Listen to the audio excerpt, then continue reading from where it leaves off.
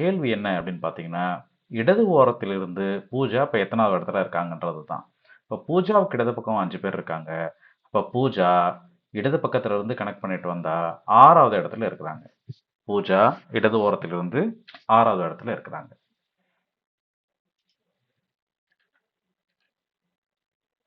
அடுத்த கணக்கு. நான் ஒரு வரிசையில் இருபுறத்திலிருந்தும் 10வது இடத்தில் உள்ளேன். எனக்கு இடது புறத்தில் எனது நண்பர் ராஜ்குமாரும் உள்ளார். எனில் அவ்வரிசையில் உள்ள மொத்த நபர்களின் எண்ணிக்கை. ஸோ இந்த கேள்வி என்ன பார்த்தீங்கன்னா, ஏற்கனவே பார்த்த அதே மாதிரி கேள்வி மாதிரி தான் இருக்கு. இதில் பார்த்தீங்கன்னா லெஃப்ட் டு ரைட் ஒரு லைன் போட்டுக்கிறோம். இதில் நான் வந்து எங்கே இருக்கேன், 10வதாக இருக்கிறேன். இப்போ எனக்கு ஒரு வேல்யூ கொடுத்துக்கிறோம். அப்போது எனக்கு இடது பக்கம் 9 பேர் இருக்காங்க, வலது பக்கமும் 9 பேர் இருக்காங்க. ஸோ நான் தான் சென்டரில் இருக்கேன். இப்போது ஒரு அடிஷ்னலாக ஒரு தகவல் கொடுத்துருக்காங்க. என்னுடைய நண்பரும் எனக்கு இடது புறத்தில் தான் இருக்கிறாரு, ராஜ்குமார் இருக்கிறார். அவர் எந்த இடம்னு நான் சொல்லலை. ஆனால் இப்போது இந்த வரிசையில் உள்ள மொத்த நபர்களின் எண்ணிக்கையும் கேட்குறாங்க. சில சமயங்களில் நம்ம தவறா ராஜ்குமாரையும் சேர்த்து இன்னொன்று எக்ஸ்ட்ரா கூட்டிடுவோம். ஸோ அந்த மாதிரி தவறு செய்யக்கூடாது. இப்போ ராஜ்குமாருங்கிறது நம்மளை வந்து கொஞ்சம் கன்ஃபியூஸ் பண்ணுறதுக்காக ஒரு பேர் இடையில சேர்த்துருக்குறாங்க. இப்போ இதில் வந்து மொத்தம் உள்ள நபர்களின் எண்ணிக்கைன்னு கேட்டால் இடதுபுறம் 9 பேர், வலதுபுறம் 9 பேர், என்னை சேர்த்து மொத்தம் 19 பேர். ஸோ இதுதான் இடதுபுறத்தில் இருக்கிற அந்த 9 நபர்களை ராஜ்குமாரும் அடங்கிறார். ஸோ அதனால் வந்து அவரை நம்ம எக்ஸ்ட்ராவாக கூட்டக்கூடாது. மொத்த நபர்கள் எண்ணிக்கை 19. அடுத்த கணக்கு. ஒரு வகுப்பில் சர்வேஷ் மேலிருந்து 15வது ரேங்க், கீழிருந்து 32வது ரேங்க், 32வது தரத்தில் உள்ளார். அவ்வகுப்பில் 8 மாணவர்கள் தேர்வில் வெற்றி பெறவில்லை. ஸோ இதில் வந்து இந்த இந்த விஷயம் தான் ரொம்ப கவனமாக பார்க்கணும். 8 பேர் வெற்றி பெறவில்லைன்னா அவங்களுக்கு எந்த ரேங்க்கும் இல்லை.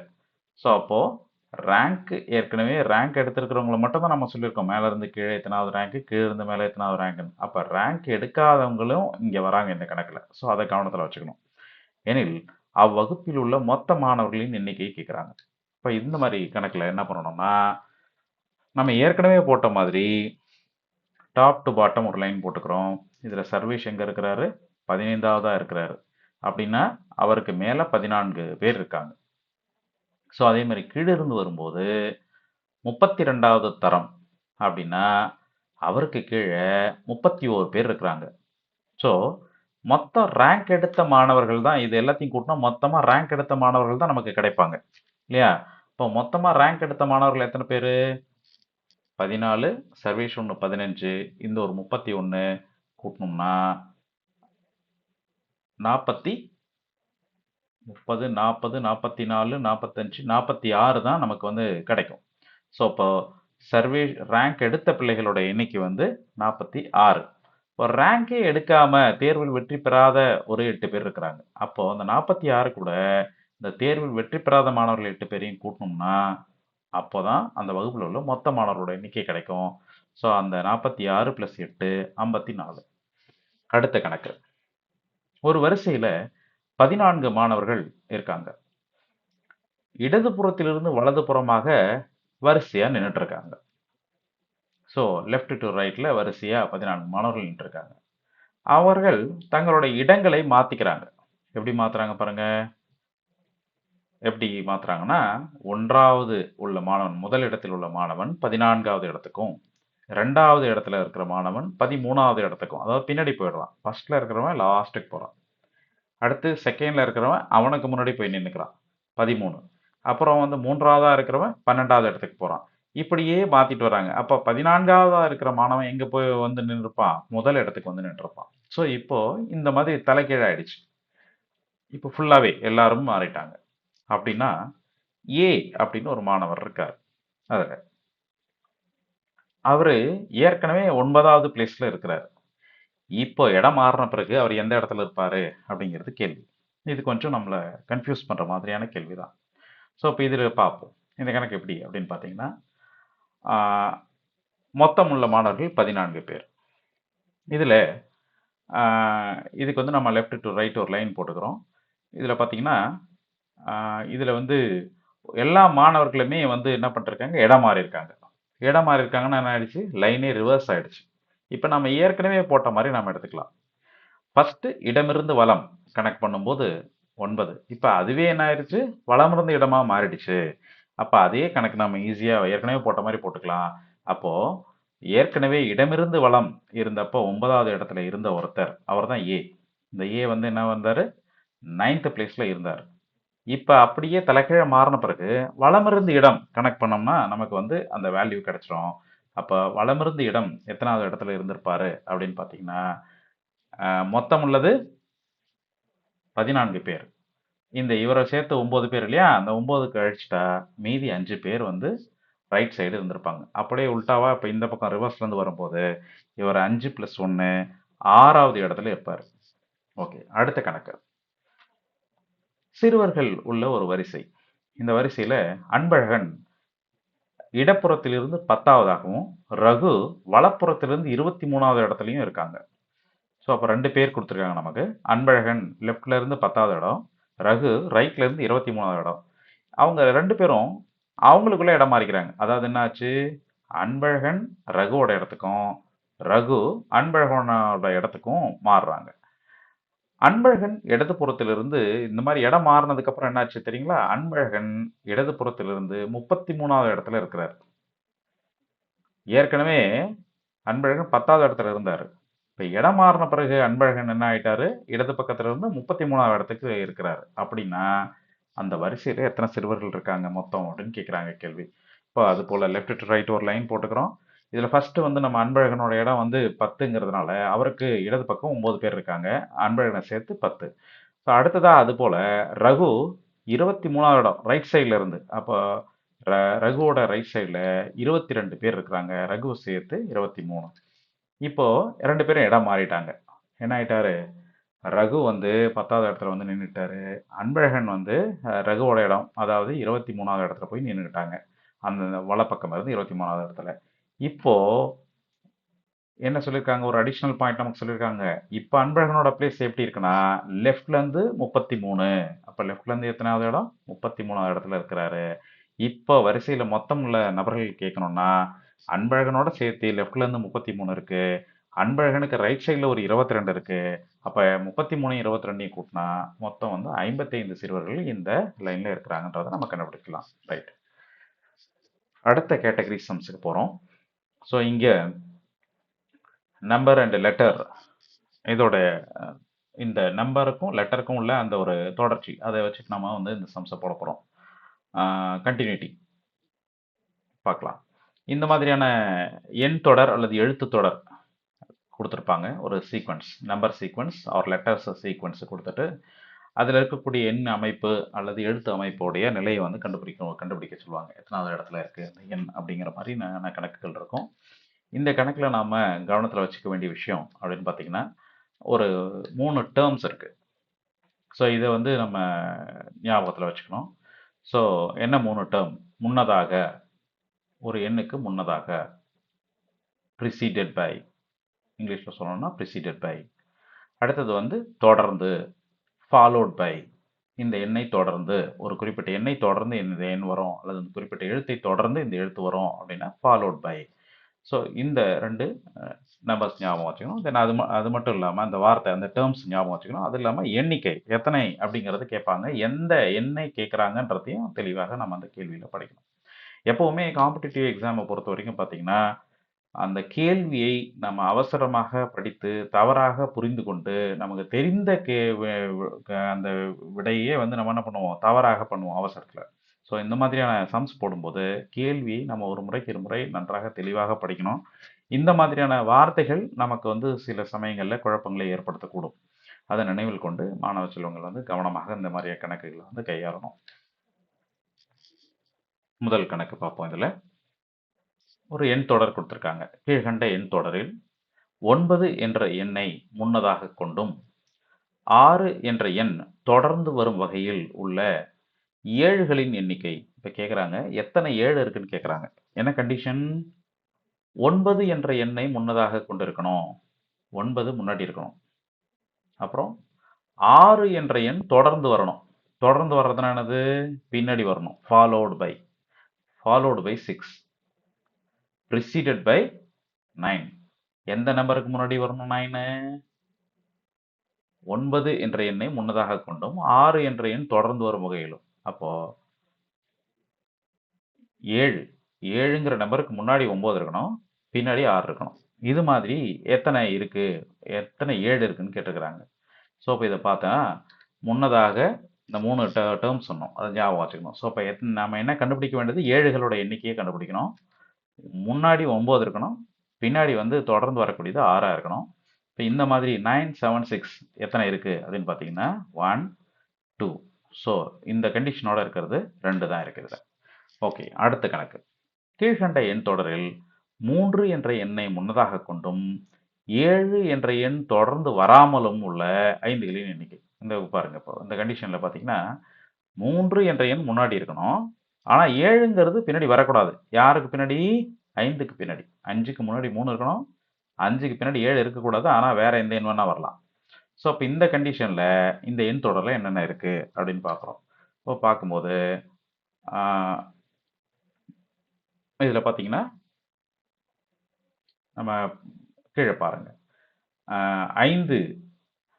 5க்கு முன்னாடி 3 இருக்கு, பின்னாடி 9 இருக்கு. அங்கே கண்டிஷன் என்ன? 7 தான் வரக்கூடாது. முன்னாடி 3 இருக்கணும், பின்னாடி 7 வரக்கூடாது. அப்போ 3, 5, 9, 3, 5, 2, 3, 5, 6. ஓகே, நடுவில் 3, 5, 7 வருது, அது நம்ம எடுத்துக்க முடியாது. ஸோ இந்த கண்டிஷனில் வரக்கூடியது 3 செட் இருக்கு. அப்போ அந்த 3 5கள் நமக்கு அந்த கண்டிஷனோட இருக்கு. ஆன்சர் 3. ஆப்ஷன் செகண்ட் ஆப்ஷன் தான் கரெக்ட் ஆன்சர். ஸோ அடுத்த கேள்வி. ஆங்கில வரிசை எழுத்துக்களுடைய வலப்பக்கத்தின் முடிவிலிருந்து 16வது எழுத்தின் இடப்பக்கமாக 8வது எழுத்தாக அமைவது. இந்த கேள்வியெல்லாம் படிக்கும்போது மிக நிதானமாக ஒவ்வொரு டேர்மையும் கொஞ்சம் யோசிச்சு, ஒவ்வொரு வார்த்தையும் யோசிச்சு நிதானமாக படிக்கணும். ஆங்கில வரிசை எழுத்துக்கள் ஏபிசிடி முழுசாக எழுதிக்கிறோம். A to Z இந்த மாதிரி கணக்குகள், இந்த மாதிரியான சம்ஸ் வரும்போது ஏபிசிடி ஃபுல்லாக எழுதிடுறது பெட்டர். ஸோ ஒரு நீங்கள் ரஃப் ஷீட்டில் அல்லது இந்த பேக் சைடு கொஷின் பேப்பரோட ஒர்க் அவுட் பண்ணுறதுக்கான பகுதியில் A to Z வரிசையை எழுதிருங்க. எழுதிட்டு தென் இப்போ நமக்கு என்ன கேட்குறாங்க? வலப்பக்கத்தின் முடிவிலிருந்து கேட்கறதுனால அப்போ நம்ம லாஸ்ட்லேருந்து நம்பர் போட்டு வரணும். இசட்லேருந்து 1 போட ஆரம்பித்து ஏல 26 முடிக்கணும். ஸோ இந்த மாதிரி நம்பர்ஸ் போட்டுட்டு இதில் வலப்பக்கத்தோடைய முடிவிலிருந்து 16வது எழுத்து எதுன்னு முதல்ல கண்டுபிடிங்க. ஏன்னா வலப்பக்கத்தின் முடிவிலிருந்து 16வது எழுத்தின் அதன் பிறகு என்ன பண்ணுறாங்க? வலப்பக்கத்தின் முடிவிலிருந்து 16 எழுத்துனா கடைசியிலேருந்து எண்ணிட்டு வரணும். ஃப்ரம் ரைட்டில் இருந்து லெஃப்ட் வரும். 16வது எழுத்து எதுவாக இருக்குது? 16 கே.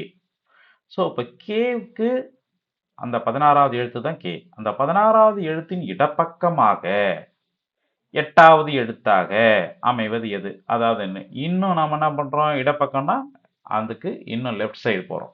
ஸோ கேவுக்கு லெஃப்ட், கேவோடைய லெஃப்ட் சைடுக்கு போகிறோம். அதோட இடது பக்கத்தில் என்ன இருக்குது? அப்படியே எண்ணிட்டே வந்தால் 8வது எழுத்து எதுவாக அமைது? சி. ஸோ அந்த எழுத்து தான் நமக்கு ஆன்சர். ஸோ 16வது முடிவிலிருந்து 16வது எழுத்து கே, அங்கிருந்து 8வது எழுத்து இன்னும் இடப்பக்கம் வந்தோம்னா என்ன அமையுது? சி. ஸோ அப்போ அந்த ஆன்சர் சி. அடுத்த கணக்கு. ஆங்கில எழுத்துக்கள் வரிசையாக எழுதப்பட்டிருக்கு. ஆங்கில எழுத்துக்களோட வரிசையில் முதல் பாதி ஃபர்ஸ்ட் ஆஃப்னா எவ்வளவு? மொத்தம் 26 எழுத்துக்கள். A to Z 26 எழுத்துக்கள். இதில் முதல் பாதின்னா 13 எழுத்துக்கள் இல்லையா? அப்போ முதல் பாதி வலது புறமிருந்து இடப்புறமாக எழுதப்பட்டால், அப்போ என்ன பண்ணுறோம்? கட் பண்ணுறோம். முதல் பாதியை கட் பண்ணி அதை மட்டும் என்ன பண்ணுறோம்? அதை மட்டும் ரிவர்ஸில் எழுதுகிறோம். ஸோ முதல் பாதி எதோட கட் ஆகுதுன்னு பார்த்தீங்கன்னா என்ன ஆகுது? எம் வரைக்கும், ஏலேருந்து ஏபிசிடி எம் வரைக்கும் பார்த்தீங்கன்னாக்கா 13வது எழுத்தாக 13வது எழுத்து எம்மா வரும், ஏலேருந்து ஆரம்பிச்சோன்னா. ஸோ அப்போ அங்கேருந்து என்ன பண்ணுறோம்? கட் பண்ணி ரிவர்ஸில் எழுதுகிறோம். அதை அங்கேருந்து என்ன பண்ணுறோம்? ஏபிசிடி இப்படி எம் வரைக்கும் ரிவர்ஸில் எழுதும்போது உன்னுடைய வலது புறத்திலிருந்து 13வது எழுத்திற்கு இடதுபுறமாக அமையும் 5வது எழுத்து எது அப்படின்னு கேட்குறாங்க. ஸோ இப்போ கேள்வியை மீண்டும் படிக்கிறேன் பாருங்க. ஆங்கில எழுத்துக்கள் வரிசையாக எழுதப்பட்டிருக்கு. ஆங்கில எழுத்துக்களின் வரிசையில முதல் பாதி வலதுபுறமிருந்து இடதுபுறமாக எழுதப்பட்டால் மாற்றி எழுதிட்டோம். ஃபர்ஸ்ட் ஹாஃபை மட்டும் கட் பண்ணி ரிவர்ஸில் எழுதிட்டோம். இப்போ உன்னுடைய வலது புறத்திலிருந்து 13வது எழுத்திற்கு வலது புறத்திலிருந்து 13வது எழுத்து எது பாருங்க. வலது புறத்திலிருந்து 13வது எழுத்து எது? என். ரைட் சைட்ல இருந்து பார்த்துட்டே வந்தோம்னா 13வது எழுத்து என். இப்போ இந்த 13வது எழுத்துக்கு இடது பக்கத்தில் லெஃப்ட் சைடு, அதுக்கு லெஃப்ட் சைடு 5வது எழுத்து எது அப்படின்னு பார்த்தீங்கன்னா எதுவாக இருக்கும்? இப்போ ஈ தான் அந்த 5வது எழுத்து. ஸோ இதோட இந்த கேட்டகரி நமக்கு வந்து 2 வகையான கணக்குகள் பார்த்து முடிச்சிட்டோம். ஒன்று வந்து தரம் சார்ந்த கணக்குகளும் எண் மற்றும் எழுத்தறிவை சோதித்தல் கணக்குகள் முடிச்சிட்டோம். தென் அடுத்ததாக சூழ்நிலை கணக்குகள், அந்த கணக்குகளை இப்போ பார்க்கலாம்.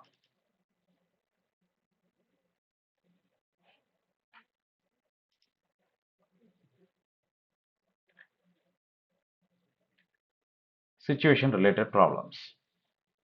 ஸோ இப்போ இதை பொறுத்த வரைக்கும் ஒரு சிச்சுவேஷன் கொடுத்துருப்பாங்க. ஸோ இங்கே மேக்ஸிமம் என்னவா இருக்கும்? டைப் 1 இதில் வந்து கம்பேரிசன், ஒப்பிடுதல், பொருட்கள், நபர்கள் மற்றும் பொருட்களுக்கு இடையிலான ஒப்பீடு, இதுதான் டைப் 1. இதில் வந்து ஒருத்தரோட உயரம் அல்லது அவருடைய திறமை, அதோடைய அளவு, இது மாதிரி ஏதாவது ஒரு ஒரு ஒரு அளவீடை கொடுத்து ஒப்பீடு செய்து வினாக்கள் கொடுத்துருப்பாங்க. ஸோ இது வந்து சிச்சுவேஷன் சம்ஸ் இதில் பார்க்கலாம். இதில் என்ன டிப்ஸ் அப்படின்னு பார்த்தீங்கன்னா, நம்ம ஏற்கனவே சொன்ன மாதிரி அந்த ஏதோ ஒரு திறன், ஏதோ ஒரு அளவீடை நம்ம என்ன பண்ணிருப்பாங்க, தீர்க்கிற மாதிரி அந்த அளவீடை கண்டுபிடிக்கிற மாதிரியான அதை வச்சு ஒப்புமைப்படுத்தி யார் பெரியவர், யார் சிறியவர், யார் உயரமானவர், யார் குள்ளமானவர் அப்படிங்கிறத கண்டுபிடிக்கிற மாதிரியான இந்த கணக்குகள் அமைஞ்சிருக்கும். அதை வந்து நம்ம என்ன பண்ணணும்னா, ஃபஸ்ட்டு ஒரு குறிப்பு எடுத்துக்கிட்டு அதை கம்பேர் பண்ணி அடுத்தடுத்த குறிப்புகளை வந்து பயன்படுத்தணும். அப்படின்னு தான் வந்து விடையை கண்டுபிடிக்க முடியும்.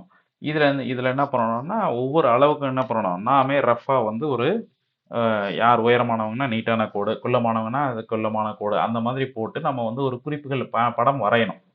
ஸோ அப்படி இருந்தால் மட்டும்தான் இந்த கணக்குகளுக்கு நம்ம தீர்வு காண முடியும். சரி, இப்போ இதில் என்ன பண்ணுறோம், முதல்ல ஒரு கணக்கு பார்க்குறோம். சித்ரா என்கிற பெண்ணு காவேரியை விட உயரமானவள். கீர்த்தி என்கிற பெண்ணு ஸ்னேகாவை விட குட்டையானவள். சித்ரா கீர்த்தியை விட குட்டையானவள். ஸ்னேகா தமன்னாவை விட உயரமானவள். அப்படின்னா இவர்களுள் மிக உயரமானவர் யார்? இதுதான் கேள்வி. ஸோ இப்போ 4 ஆப்ஷன் கொடுத்துருக்குறாங்க. இதில் பார்க்கலாம் நம்ம. இப்போ ஃபஸ்ட்டு குறிப்பு நமக்கு என்ன கொடுத்துருக்காங்க, சித்ரா காவேரியை விட உயரமானவள். 2 கோடு போட்டுக்கிறோம் நம்ம. காவேரிக்கு ஒரு கோடு, சித்ராவுக்கு ஒரு கோடு. சித்ரா வந்து அந்த எழுத்துக்களை முதல் எழுத்து நம்ம போட்டுக்கலாம். அப்போ தான் நமக்கு வந்து நினைவுக்கு வரும். காவேரிக்கு கா போட்டுக்கிறோம், சித்ராவுக்கு சி போட்டுக்கிறோம். அப்போ சித்ராவை வந்து காவேரியோட உயரமானவள்ங்கிறதுனால சித்ராவுடைய கோடு என்ன பண்ணுறோம், கொஞ்சம் உயரமாக போட்டுக்கிறோம். அடுத்து நமக்கு கொடுத்துருக்கிற ஒன் ஆஃப் த ஹிண்ட் என்னன்னா, சித்ரா கீர்த்தியை விட குட்டையானவள் அப்படின்னு சொல்லியிருக்கிறாங்க. அப்போ சித்ரா வந்து கீர்த்தியை விட குட்டையானதுனால கீர்த்தி வந்து உயரமானவன் அர்த்தமாகுது. அப்போ சித்ராவோட உயரம் கீர்த்தி, அதனால வந்து கீர்த்திக்கு இன்னொரு கொஞ்சம் நீளமான ஒரு கோடு போட்டுக்கிறோம். அடுத்த ஹிண்ட் என்ன, கீர்த்தி ஸ்னேகாவை விட குட்டையானவள். அப்போ ஸ்னேகா வந்து கீர்த்தியோட உயரமானவ அப்படின்னு ஆகுது. அப்போ ஸ்னேகாவுக்கு இன்னும் கொஞ்சம் உயரமா நம்ம என்ன பண்ணிக்கிறோம், கோடு போட்டுக்கிறோம். அடுத்ததா பார்த்தீங்கன்னா, ஸ்னேகா தமன்னாவை விட உயரமானவள். அப்போ தமன்னா வந்து குட்டையானவள் தான், ஸ்னேகாவோட குட்டையானவ. அப்போ ஸ்னேகா வந்து தமன்னாவோட உயரமானவங்கிறதுனால ஒரு கோடு போட்டுக்கிறோம். இப்போ இவர்களில் மிக உயரமானவர் யாரு அப்படின்ற ஒரு கேள்வி. இப்போ மற்றவர்கள் எல்லாரையும் உயரமானவர் யாருன்றது நம்ம இந்த ஹிண்ட் நம்ம போட்டுக்கிற கோடை வச்சு டக்குன்னு சொல்லிட முடியும். ஸ்னேகா தான் இவங்க அனைவரையோட உயரமானவர் அப்படிங்கிறது நமக்கு தெரியுது. ஸோ ஆன்சர் வந்து ஃபர்ஸ்ட் ஆப்ஷன் ஸ்னேகா அப்படிங்கிறது நமக்கு தெரியுது. ரைட். ஸோ இது போல் நம்ம என்ன பண்ணணும், இந்த மாதிரியான ஒப்பீடு கணக்குகளுக்கு படம் வரைஞ்சு நம்ம போட்டால் மட்டும்தான் நம்ம உடனே கண்டுபிடிக்க முடியும். அடுத்த கணக்கு, ஏ ஆனவர் பியை விட உயரமானவர், சி ஆனவர் ஏயை விட குள்ளமானவர், டி ஆனவர் இயை விட உயரமானவர், ஆனால் பியை விட குள்ளமானவர். எனில் இவர்களில் குள்ளமானவர் யார்? இது நம்ம வெறுமனே அப்படியே பார்த்ததும் ஒரு மாதிரி குழப்பமா இருக்கிற மாதிரி இருக்கும். பட் ஆனால் நீங்கள் படம் வரைஞ்சிட்டிங்கன்னா அழகாக ஒரு கோடு போட்டிங்கன்னா ஏபிசிடிஇ அந்த அளவுகளை ஒப்புமைப்படுத்தி போட்டிங்கன்னா மிக அழகாக இதுக்கு பதில் நம்ம கண்டுபிடிச்சிடலாம். ஃபர்ஸ்ட் நம்ம பார்க்கலாம். ஏ ஆனவர் பியை விட உயரமானவர். அப்போ என்ன கொடுத்துருக்காங்க? பியை விட ஏக்கு என்ன பண்ணணும்? கொஞ்சம் உயரமாக கோடு போடுறோம். போட்டாச்சு. ரைட். அடுத்தது சி ஆனவர் இருக்கிறார் இல்லையா, அவர் ஏயை விட குள்ளமானவர். ஏ விட அவர் என்ன பண்றாரு? குள்ளமா இருக்காரு. அதனால ஏ விட கம்மியா நம்ம ஒரு கோடு போட்டுக்கிறோம் சிக்கு. உயரம் கம்மியா. ரைட். அடுத்து 3வது ஹிண்ட். டி ஆனவர் ஈயை விட உயரமானவர். இப்போ நம்ம இங்க இந்த 3 பேரும் இல்லாம தனியா நம்ம 2 பேரை கம்பேர் பண்ண போறோம். டியும் ஈயும். அப்போ டிங்கிறவர் ஈயை விட உயரம் அப்படிங்கிறாங்க. அப்ப டி தான் உயரமானவர், ஈ வந்து குள்ளமானவர் இல்லையா? அப்ப அது போட்டுட்டோம். ஆனா ஆனா பியை விட குள்ளமானவர், ஈயை விட உயரமானவர், பியை விட குள்ளமானவர். இப்ப லாஸ்ட் ஆப்ஷன் பாருங்க அத. அப்ப இ டி ஆனவர் ஈயை விட உயரமானவர்னு சொல்லும்போது டி வந்து ஈயை விட உயரம் தான், ஆனா பியை விட குள்ளம் அப்படின்னு சொல்லியிருக்கிறாங்க. அப்ப பியை விட நம்ம குறைவா போடுறோம். ஒரு கம்பேரிசன் நமக்கு கிடைச்சது. இந்த 3 பேருக்குள்ள நம்ம ஏற்கனவே 3 பேரை கம்பேர் பண்ணியிருந்தோம். இப்போ இவங்க 2 பேரை கம்பேர் பண்றோம். பி கூட ரிலேட் பண்ணிட்டோம். ஸோ இப்போ இதில் நமக்கு கேள்வி என்ன? இவர்களில் யார் வந்து ரொம்ப குள்ளமானவங்க அப்படின்னு கேட்டிருக்காங்க. ஸோ இதில் படத்தை பார்த்தது நமக்கு தெரியும், ஈ தான் குள்ளமானவர் அப்படிங்கிறது. ஸோ இது போன்ற கணக்குகளுக்கு நம்ம படம் வரைந்து போடுறது நல்லது. அடுத்து இதில் செகண்ட் டைப். இந்த கணக்கு பார்த்தீங்கன்னா ஏற்கனவே பார்த்த மாதிரி அமர்ந்து இருக்கக்கூடிய வரிசை. இதில் எப்படி அப்படின்னு பார்த்தீங்கன்னா, இடப்பக்கம் அமர்ந்திருந்தார், வலப்பக்கம் அமர்ந்திருந்தாருங்கிற மாதிரி வரும். ஏற்கனவே என்ன பார்த்தோம் நம்ம?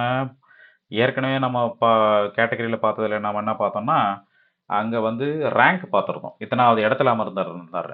இங்கே அப்படி இருக்காது. இங்கே வந்து எந்த திசையில் அமர்ந்திருந்தாரு, எந்த பக்கம் வலப்பக்கமா, இடப்பக்கமா, அது மாதிரியான கணக்குகள் இங்கே வரும். ஸோ அப்போ அதை வந்து நம்ம இதுக்கும் வந்து நம்ம கிளியராக கொஞ்சம் லெஃப்ட்டில் ரைட்டு பார்த்து நம்ம வந்து தெளிவாக நம்ம புரிஞ்சுக்கிட்டு போட்டோம்னா இதெல்லாம் ஈஸியாக வந்து விடை கணக்கு காண முடியும். ரைட்.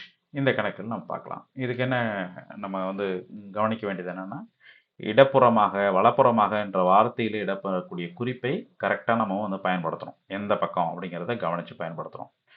ஸோ ஃபஸ்ட்டு ஒரு ஹிண்ட் கொடுக்குறாங்கன்னா அந்த ஹிண்ட்டோட தொடர்புடைய அடுத்தடுத்து ஹிண்ட்டை வந்து நம்ம எடுத்து யூஸ் பண்ணோம்னா நம்ம ஆன்சரை கண்டுபிடிச்சிக்க முடியும். ஸோ இதை வந்து மைண்டில் வச்சுக்கணும். இப்போது இதில் முதல் கணக்கு. 5 பேர் ஒரு வரிசையில் நின்றுட்டு இருக்காங்க. அதில் வந்து பி அப்படிங்கிற நபர் சிக்கு இடதுபுறமாக நிற்கிறார். டிங்கிறவர் இக்கு வலதுபுறமாக நிற்கிறார். ஏங்கிறவர் பிக்கு இடதுபுறமாக நிற்கிறார். சி மற்றும் டிக்கு நடுவில் இ நிற்கிறார். அப்படின்னா நடுவில் நிற்கிற நபர் யார் அப்படின்ட்டாங்க. இப்போ ஏபிசிடிஇ யார் யார் எங்கெங்கே நிற்கிறாங்கன்னு முதல்ல என்ன பண்ணணும்? வரிசைப்படுத்தணும். நம்ம பார்க்கலாம். ஸோ இப்போது இந்த கணக்கில் பார்த்தீங்கன்னா, இப்போ இந்த 5 பேர் பி என்பவர் சிக்கு இடதுபுறமாக நிற்கிறார். அப்போ நம்ம சி ஃபஸ்ட்டு சி தான் நமக்கு வந்து கொடுத்துருக்குறாங்க. சிக்கு இடதுபுறம், சிக்கு லெஃப்ட் யார் நிற்கிறது? பி. ஸோ அப்போ சியை போடுறோம், சிக்கு லெஃப்டில் பியை போடுறோம். அடுத்தது ஏ என்பவர் பிக்கு இடதுபுறமாக நிற்கிறாரு. அப்போ பிக்கு இடதுபுறம் இது லெஃப்ட் சைடில் ஏ நிற்கிறார். ஏவை போட்டோம். ரைட். அடுத்த ஹிண்ட். சி மற்றும் டிக்கு நடுவில் இ நிற்கிறார். அப்போ சிக்கும் டிக்கும் நடுவில் சி எங்கே இருக்குது, டி நம்ம கொஞ்சம் தள்ளி போட்டுக்கிறோம். 2 பேருக்கும் நடுவில் யார் நிற்கிறாரு? இ நிற்கிறாரு. போட்டாச்சு. ரைட். இப்போ டி என்பவர் ஈக்கு வலதுபுறமாக நிற்கிறாருன்னு சொல்லிட்டாங்க. அப்போ அதுக்கு இன்னும் கன்ஃபார்ம் ஆகிடுச்சு. டியோட பிளேஸு கன்ஃபார்ம் ஆகிடுச்சு. ஈக்கு வலதுபுறத்தில் டி இருக்கிறார். அது கரெக்டாக தான் போட்டுருக்குறோம். ரைட். இப்போது நமக்கு கேள்வி என்ன? நடுவில் நிற்கும் நபர் ஈஸியாக சொல்லிடலாமா? சி. அவர் தான் நடுவில் நிற்கிறார். ஓகே. அடுத்து இதே மாதிரியான கணக்கு. இங்கே 5 வீடுகள் ஏபிசிடிஇன்னு 5 வீடுகள் ஒரே வரிசையில் இருக்குது. இதில் அதே மாதிரி சொல்லியிருக்கிறாங்க. ஏ என்ற வீடு சிக்கு வலதுபுறத்திலையும் ஈக்கு இடதுபுறமாகவும் அமைந்திருக்கிறது. இ என்ற வீடு பிக்கு இடதுபுறமாகவும் பி என்ற வீடு டிக்கு இடதுபுறமாகவும் அமைந்திருக்கிறது எனில் நடுவில் அமைக்கூடிய வீடு. முதல் கேள்வி மாதிரியே தான் இது. ஸோ இதை வரிசைப்படுத்தணும். ஒவ்வொரு ஹிண்ட்டாக நம்ம வச்சு தொடர்பு படுத்தி என்ன பண்ணணும்? வரிசைப்படுத்தலாமா? ஃபஸ்ட்டு பாருங்கள், 5 வீடுகள் ஒரே வரிசையில் இருக்குது. ஏ என்ற வீடு சிக்கு வலதுபுறமாகவும் இ ஈக்கு இடதுபுறமாகவும் இருக்கிறது. இப்போ ஏ என்ற வீடு தான். அப்போ சிக்கும் ஈக்கும் இப்போ பாருங்களேன். இப்போ சிக்கு வலதுபுறம், ஃபர்ஸ்ட் சிக்கு வலதுபுறம் நம்ம என்ன பண்ணுறோம், ரைட் சைடு சியை போடுறோம், ரைட் சைடு என்ன பண்ணுறோம், ஏவை போடுறோம். தென் அடுத்தது என்ன சொல்கிறாங்க, ஈக்கு இடதுபுறம்ன்றாங்க. அப்போ இ இ வந்து என்ன பண்ணுறோம், ஈக்கு இடதுபுறம், ஈக்கு இடதுபுறத்தில் ஏ இருக்குது. ஓகேவா, இந்த கண்டிஷன் ரெண்டு சரியாயிடுச்சு. அடுத்தது இ என்ற வீடு பிக்கு இடதுபுறத்தில் இருக்குது. எப்படி, பிக்கு லெஃப்ட் சைடில் தான் இ இருக்குது. அப்போ பி அங்கே போகணும். ரைட், ஓகே, முடிஞ்சு. அடுத்த ஹிண்ட்டு, பி என்ற வீடு டிக்கு இடதுபுறத்தில் இருக்குது. இப்போ டிக்கு இடதுபுறத்தில் பி இருக்குது. அப்போ லாஸ்ட்டில் நம்ம டியை போட்டுக்கிட்டோம். இப்போ வரிசைப்படுத்திட்டோமா, நடுவில் அமைகிற வீடு எது? இப்போ நடுவில் அமைகிற வீடு நமக்கு தெரியுது இ. அதுதான் ஆன்சர். ஓகே, அடுத்த கேள்வி. 7 நபர்கள் இராணுவ அணிவகுப்பில் நின்றுட்டுருக்காங்க. ஸோ இங்கே ஆர்மி பரேடில் வந்து நின்றுருக்காங்க. ஸோ இதில் Q என்பவர் R என்பவருக்கு இடதுபுறமாகவும் P என்பவருக்கு வலதுபுறத்திலும் நிற்கிறார். O என்பவர் Nஇன் வலதுபுறமாகவும் Pக்கு இடதுபுறத்திலும் நிற்கின்றார். S என்பவர் Rஇன் வலப்புறத்திலும் Tக்கு இடதுபுறமாகவும் நிற்கிறார் எனில் வரிசையின் நடுவில் அமர்ந்திருப்பவர், அதாவது நின்றிருப்பவர் யார்? இவங்களாம் நின்றுருக்காங்க. ஸோ இப்போ இந்த நபர்களை நம்ம வந்து PQ N இருக்காரு, RST இவங்க எல்லாம் இருக்காங்க. ஸோ இவங்க எல்லாரையும் OPQRST இவங்க எல்லாரையும் வரிசைப்படுத்தணும் முதல்ல. ஸோ இதில் வரிசைப்படுத்தணும்னா நடுவில் இருக்கிறவங்க யாருன்றதை நம்ம கண்டுபிடிக்க போகிறோம். ரைட், கேள்வி என்னது, நடுவில் நின்று நிற்கிறவர் யாருன்றது தான் கேள்வி. ரைட், இப்போ என்ன பண்ணுறோம், 7 நபர்கள் இருக்காங்க. இதில் வந்து Q என்பவர் R என்பவருக்கு இடதுபுறமாகவும் P என்பவருக்கு வலதுபுறத்திலும் இருக்கிறார். அப்போ Q வந்து என்ன பண்ணணும், Q ஃபஸ்ட்டு நம்ம வந்து R என்பவருக்கு இடது பக்கத்தில் போடுறோம். இடது பக்கத்தில் Q போட்டோம். ஓகே, அடுத்து P என்பவருக்கு வலதுபுறத்தில், Pக்கு வலதுபுறத்தில் என்ன பண்ணுறாரு, P என்பவருக்கு வலதுபுறத்தில் Q இருக்கிறார். அப்போ Q தான் நடுவில் இருக்கிறார். Okay, right. அடுத்தது S என்பவர் ஆரோடைய வலதுபுறத்தில் இருக்கிறார். ஆரோடைய வலதுபுறம் S போட்டாச்சு. Tக்கு இடதுபுறத்தில் இருக்கிறார். அவர் அதே S, Tக்கு இடதுபுறத்தில் இருக்கார். அவரையும் போட்டாச்சு. ரைட். O என்பவர் N-உடைய வலதுபுறத்தில் இருக்கிறாரு. O N-க்கு வலதுபுறத்துலையும் Pக்கு இடதுபுறத்துலையும், இப்போ Pக்கு இடதுபுறம் இல்லையா, Pக்கு இடதுபுறத்தில் O போட்டாச்சு. இப்போ N-க்கு ரைட் சைடுனா இந்த பக்கம் வந்துடுவார். N-க்கு வலதுபுறத்துலையும் இருக்கிறார் O அப்படின்னு போட்டாச்சு. இப்போ வந்துட்டாங்களா, NOPQRST. ஸோ இப்போ இதில் எத்தனை பேர் இருக்கிறாங்க, 7 பேர் வந்துட்டாங்க. இப்போ இதில் நடுவில் இருப்பவர் யார், நடுவில் அமர்ந்திருப்பவர் யார், Q. Q is the answer. So நமக்கு இதை கண்டுபிடிச்சிட்டோம். ஓகே, இத்துடன் இந்த வகுப்புகள் நிறைவடைகின்றன. பொதுவாக இந்த போட்டித் தேர்வை பொறுத்த வரைக்கும் மாணவ செல்வங்களாகிய நீங்கள் மிக சிரத்தையோடு வந்து படித்து உங்களுடைய கவனத்தை வந்து செலுத்தி இது போன்ற மென்டல் ஆப்டிடியூட் டெஸ்ட்டில் வந்து நீங்கள் நிறைய ஸ்கோர் பண்ண முடியும். ஈஸியாக வந்து ஸ்கோர் பண்ணக்கூடிய ஏரியா வந்து இந்த மென்டல் ஆப்டிடியூட் டெஸ்ட். பட் நீங்கள் வந்து அதிகமாக கவனம் செலுத்த வேண்டியது எதுன்னு பார்த்தீங்கன்னாக்கா சப்ஜெக்ட் ஆப்டிடியூட், அதை தான் நீங்கள் சப்ஜெக்ட் ஏரியாவை தான் நீங்கள் அதிகமாக வந்து கவனம் செலுத்த வேண்டியது SAT. ஸோ அதுக்கு வந்து நீங்கள் இன்னும் கூடுதல் முக்கியத்துவம் கொடுத்து படிக்கணும் அப்படின்னு இந்த நேரத்தில் உங்களுக்கு சொல்லிக்கிறேன். நிறைய நமக்கு வகுப்புகள் போயிட்டுருக்கு. இந்த வகுப்புகளை மிக கவனமாக கவனிக்கிறதோடு மட்டும் இல்லாமல் தேர்வுகள் அனைத்தையும் மிகச்சிறப்பாக எழுதுங்க. உங்கள் அனைவருக்கும் நன்றி, வாழ்த்துக்கள்.